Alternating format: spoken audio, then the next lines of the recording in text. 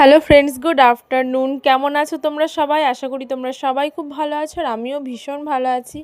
আর অনেক দিন পর আজকে একটু ভয়েস ওভার দিলাম। তো সেদিন ননদের বাড়ি গেছিলাম, মানে ননদের বাড়ি গেছিলাম, এটা ফেরার পথের ভিডিও।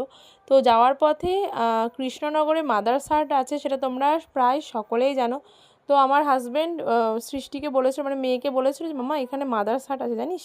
ব্যাস সেই যে শুনেছে, ওর পাপাকে পুরো পাগল করে দিয়েছে। কিন্তু যাওয়ার পথে আমরা আর মাদার্স হাট খুঁজে পাইনি। শেষে ফেরার পথে ওর পাপা ওকে প্রমিস করেছিল যে যা, তোকে আমি মাদার্স হাটে খাওয়াবো। তো দেখো এত খুশি হয়ে গেছে মেয়ে, আমরা সবাই আছি। তো বাড়ি ফেরার পথে আমরা ঢুকেছিলাম, আর পুরনো রেস্টুরেন্টটায় আমরা জায়গা পাইনি, ওখানে ওয়েটিং ছিল অনেক, তার জন্য নতুনটায় চলে এসেছি।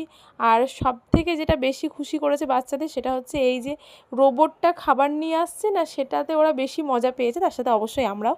আর দেখো এখানে আমাদের খাবারও চলে এসেছে, কিন্তু জানি না এনার ডিরেকশন ভুল করে দিয়েছেন, এদিকে না দাঁড়িয়ে পেছন দিকে দাঁড়িয়ে পড়েছেন। সে যাই হোক, কোনো অসুবিধা নেই, একজন ওখানকার স্টাফ ছিল, তো উনি সার্ভ করে দিয়েছেন খাবার।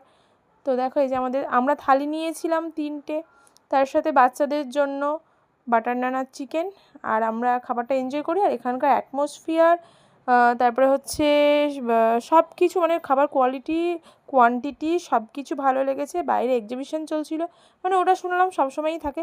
তো ওখান থেকে কিছু কেনাকাটা করে নিয়েছি, সেটা বাড়িতে গিয়ে দেখাবো, মানে পরের ভিডিওতে দেখাবো। তো চলো এনজয় করি, তোমরা ভালো থেকো, আজকের মতো আসি, টাটা বাই।